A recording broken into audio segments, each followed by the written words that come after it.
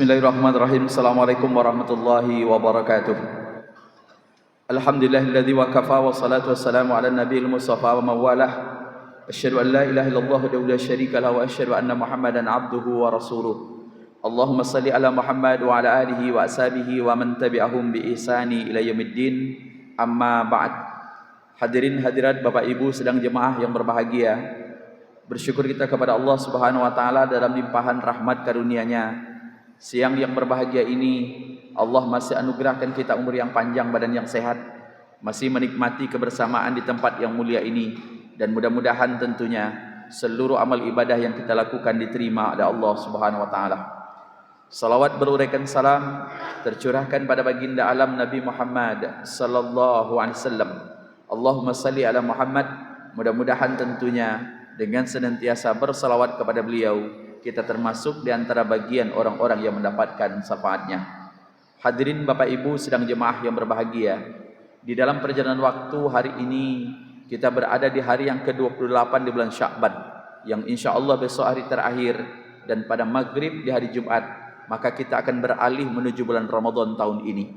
Tentunya bulan Ramadan adalah bulan yang membawa keberkahan bagi kita semua. Mengapa demikian? Karena sesungguhnya satu di antara keutamaan bulan Ramadan, seluruh dosa akan diampuni oleh Allah dan derajat manusia akan diangkat.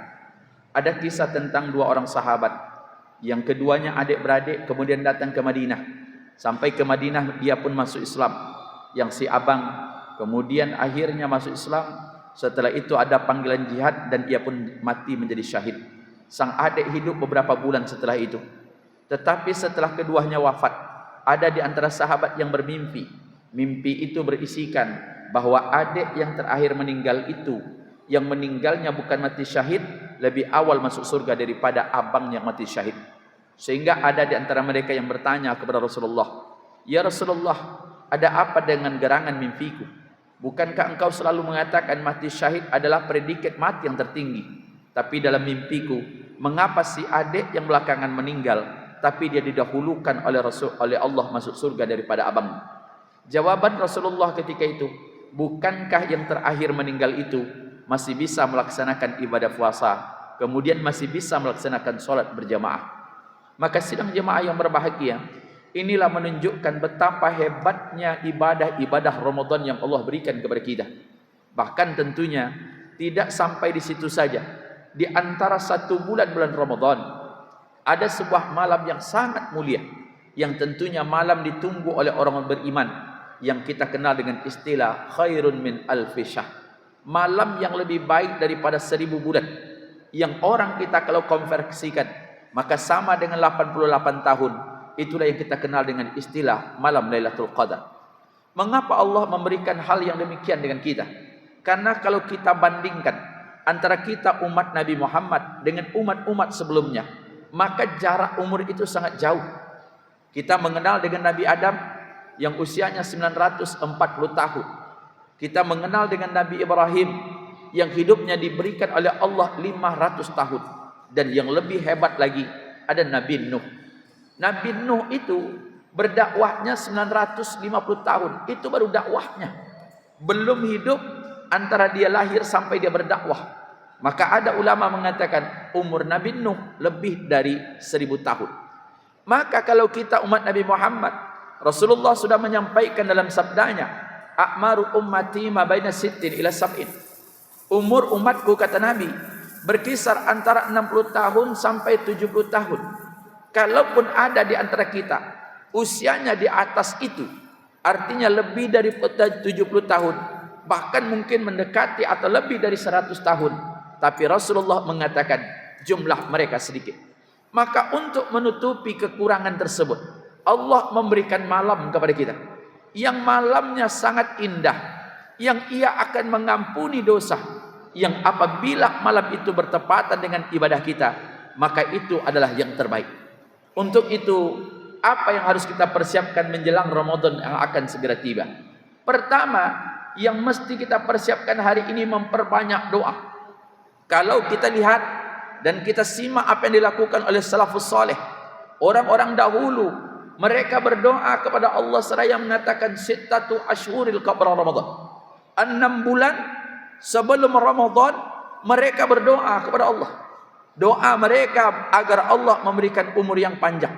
Tetapi setelah Ramadan mereka kembali berdoa. Doa mereka mudah-mudahan seluruh amal ibadah puasa Ramadan mereka diterima oleh Allah. Maka tidaklah salah kalau hari ini kita meminta kepada Allah dianugerahkan umur yang panjang, tapi juga mudah-mudahan dibarengi dengan kesehatan. Karena memang puasa itu wajib, tapi ada rukhsah. Ada orang-orang tertentu yang boleh tidak melakukannya, dengan berbagai konversi nanti bisa difidyahkan atau dia mengqadhahnya, yakni salah satunya karena orang itu sakit.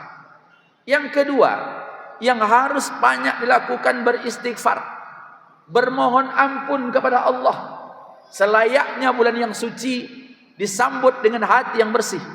Karena sesungguhnya kata Nabi, tidak ada di antara kita yang terbebas dari dosa. Bukankah Nabi juga mengatakan, kullu bani adama khata'un wa khairu khata'in at-tawwabun. Setiap anak Adam itu memiliki kesalahan, dan orang yang bersalah yang terbaik adalah mereka bertaubat kepada Allah. Tetapi jangan nunggu malam besok. Kami Pak Ustaz taubatnya malam awal Ramadan. Tidak, dari kemarin-kemarin. Maka bertaubat meminta ampun kepada Allah. Dan kita tahu bahwa Allah senantiasa menyebutkan dirinya sebagai Rabb yang maha penyayang, sekaligus Rabb yang maha pengampun. Bahkan dia katakan Allah bangga terhadap seorang Rabbnya, hambanya, yang datang menghadapnya dengan dosa yang begitu banyak, kemudian dia meminta tolong dan meminta ampun kepada Allah. Bahkan sampai Nabi mengatakan, lau kana dzunubaka ina'is sama, seandainya dosa kalian sampai membumbung setinggi langit, kemudian kita bermohon dan meminta ampun kepada Allah, maka insya Allah dosa-dosa kita diampuni oleh Allah. Yang kedua, saling membuka diri untuk saling memaafkan. Itulah hubungan yang disebut dengan muamalah. Ada namanya silaturahim, ada namanya ukhuwah Islamiyah. Adik beradik jangan pernah berpecah kongsi, karena ada hal yang tidak bisa dilepaskan. Ketika kita memiliki satu rahim yang berhubungan nasab, maka sesungguhnya itu menjadi kewajiban kita untuk menyambung. Yang kedua, sesama kita, bertetangga, mitra kerja, maka mau saling memaafkan. Maka maaf, kita yakin orang Indonesia ini Pak, orang yang sangat pemaaf. Coba lihat, tidak ada di dunia ini Pak. Di Indonesia itu bertetangga akrab, gak ketemu di negara-negara manapun. Yang kadang-kadang negara-negara yang maaf label keislaman lebih tinggi, tapi mereka tak mengenal tetangganya. Di Indonesia, Masya Allah, kadang-kadang tetangga menganggap rumah kita rumah dia Pak. Itulah hebat dia. Dan orang Indonesia itu orang yang pemaaf. Coba lihat Bapak, ada korupsi dia, kemudian masuk penjara, keluar masih terpilih jadi gubernur kadang-kadang Pak. Itu kan hebat orang kita, tandanya pemaaf. Subhanallah. Ada pula kawan kemarin, korupsinya 300 triliun, dimaafkan karena dia sopan orangnya, tinggal 6 tahun. Enak orang Indonesia itu Pak, tidak ada yang pemarah. Ini apalagi Pertamina nih, ini mantap kali. Awak beli pertama pantas rasa Pertalite rasanya. Tidak tanggung-tanggung banyak rugi, akan rugi negara sekian triliun, rugi masyarakat gak perlu diperhitungkan. Tapi ujung-ujungnya nanti dimaafkan karena dia baik. Itulah. Apalagi hubungan adik beradik, apalagi hubungan berwarga, tinggal maaf metode yang harus dilakukan. Maka kalau kita lihat, Nabi senantiasa mengatakan tahaddu wa tahabbu, saling berbagilah kalian, maka akan ada rasa cinta. Maka biasakan saling memberikan hadiah. Tengok tetangga sukanya apa, berikan dia. Tapi maaf, setiap pemberi jangan pernah berharap untuk mendapatkan pengganti kembali. Jangan mentang-mentang kita nanti sedekahnya pulut, harapannya mudah-mudahan dibalas dengan durian. Itu lain cerita tuh Pak. Atau sebaliknya, dia sedekahnya lontong, harapannya besok pagi ditukarnya dengan soto. Itu enak edewe tuh. Maka subhanallah, saling memberilah. Apalagi maaf hubungan dengan adik beradik. Jangan pernah seorang abang atau seorang adik, seorang saudara kikir terhadap saudaranya yang lain. Subhanallah. Nabi pernah satu ketika menyembelih seekor kambing, kemudian dia tinggalkan. Setelah pulang, setelah itu Aisyah mengatakan, "Ya Rasulullah, kambing yang engkau sembelih seluruhnya sudah saya bagi, kecuali sedikit yang untuk tinggal kita." Nabi ketika itu mengatakan, sesungguhnya yang tinggal itu adalah bagian hak kita. Maka begitulah hebatnya. Maka kalau punya saudara, maaf, apalagi yang muda-muda ini, punya orang tua yang kemungkinan tidak tinggal di Pekanbaru. Kalau tinggal di Pekanbaru, alhamdulillah, tinggal dikunjungi. Datang ke rumah dia, kalau ada rezeki, berbagi dengan orang tua kita. Kalau dia tinggal di kampung, tinggal telepon. Ayah, mak, mande, panggil apa lagi itu? Abah, mohon maaf, ambo nak bisakan pulang puasa, minta mohon maaf, nomor rekening emak lah kami kirim ke 10 juta. Insya Allah tahun depan ditunggu telepon awak balik, Pak. Maka subhanallah, saling berbagi. Maka jangan pelit. Nah, yang ketiga apa? Yang harus dipersiapkan asnaul barnamaj. Ada agenda-agenda ibadah. Jangan menghabiskan usia di bulan Ramadan untuk hal-hal yang tidak berfaedah. Ibadah itu kan dibagi dua. Ada namanya qasiri dan ada muta'addi. Ada amal ibadah yang kita lakukan secara individu, yang dirasakan oleh individu. Salat, membaca Al-Quran, zikir, itu urusannya individu. Kita merasakan dan nikmatnya tidak dirasakan oleh orang lain. Tapi ada amal ibadah yang kadang-kadang kita lakukan, nampaknya sepele, tapi memberikan efek pada orang lain. Maka pahalanya tidak kalah dengan amal yang pertama. Apa bentuknya? Sedekah. Jadi kalau ada di antara tuan-tuan di masjid ini memiliki rizki yang sedikit berlebih, mulai hari ini sudah disiapkan minimal untuk petugas masjid kita. Kita di sini banyak petugasnya, mulai yang membersihkan kamar mandi sampai yang mengurus parkir. Ada imam masjid kita, kemudian ada muadzinnya, yang seluruh mereka adalah orang-orang yang memfasilitasi kita untuk beribadah. Tinggal Bapak hari ini saya bersedekah untuk Anda, saya memberikan berbuka puasa selama 30 hari. Luar biasa. Karena hadis itu juga mengatakan, barang siapa yang memberikan perbukaan kepada orang berpuasa, maka dia mendapatkan pahala seperti orang yang berpuasa min ghaira an yanqusu min ujuri syai', tanpa mengurangi pahala orang yang berpuasa. Tapi jangan diartikan dengan mudah. Kalau begitu Pak Ustaz, biarlah kami sedekah saja, tidak perlu kami puasa. Kan pahalanya sama Pak Ustaz. Ini akal-akal bulus nih Pak, tidak masuk. Maka sedekahlah. Kalau kita memberikan motivasi, diberikan apalagi petugas masjid, apatah lagi kebetulan masjid kita memang di tengah pasar. Biasanya makin di ujung-ujung Ramadan, pasar ini penuh. Ada orang-orang yang datang, mungkin diletakkan di bawah hanya sekedar air putih, dan itu diberikan karena mengharapkan ridho dari Allah. Maka betapa besar pahala yang akan kita dapatkan.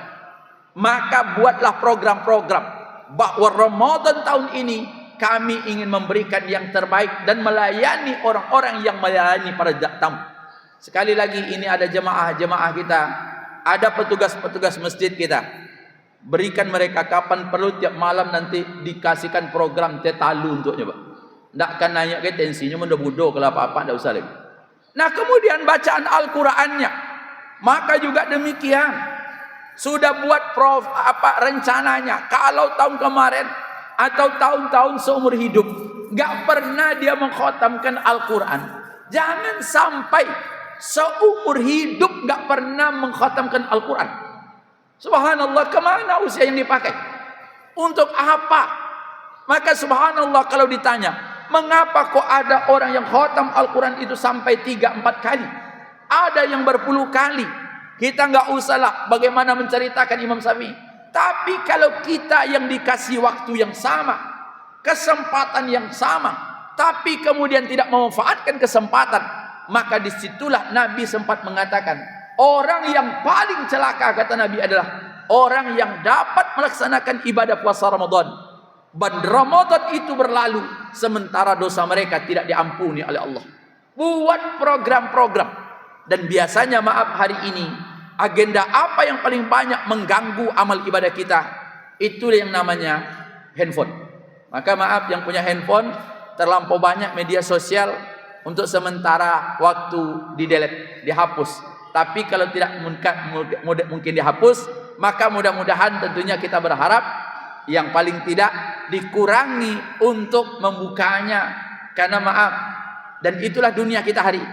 Sampai memang orang menyebutkan, mau tidur sekarang yang dibuka handphone, bangun tidur yang dibuka adalah handphone, update status.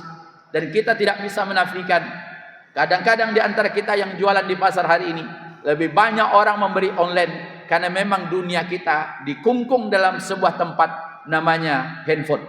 Nah, yang berikutnya, yang tidak kalah pentingnya, mari kita ramaikan terus masjid, membangun keistiqomahan. Yang sulit itu membangun keistiqomahan sidang jemaah. Awal-awal Ramadan, kita yakin di mana tempat di masjid dan musholah penuh. Awal-awal Ramadan. Tapi terakhir kembali kepada penduduk aslinya. Inilah yang memprihatinkan kita. Mudah-mudahan puasa Ramadan tahun ini kita nikmati dengan yang lebih baik. Sebuah harapan mudah-mudahan nanti dalam perjalanan waktu Allah memberikan ampunan kepada kita semua, dan kita sampai pada puncaknya. Dan kita berharap kalaulah sekiranya Allah menjadikan ini Ramadan yang terakhir dalam sebuah kehidupan, tidak ada salahnya starting pointnya dimulai malam besok, ketika awal Ramadan mari kita nikmati, mudah-mudahan tentunya sampai terakhir.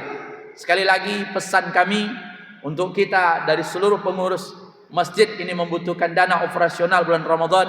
Sebagaimana yang antum lihat di tangga, kami mengharap mari kita mengulurkan tangan berbagi rasa untuk seluruh aktivitas yang ada di masjid, seluruh kegiatan selama Ramadan. Insya Allah dana itu akan dibagi dan diberikan pahala oleh Allah dengan pahala yang berlipat ganda. Mudah-mudahan ada manfaatnya. Assalamualaikum warahmatullahi wabarakatuh.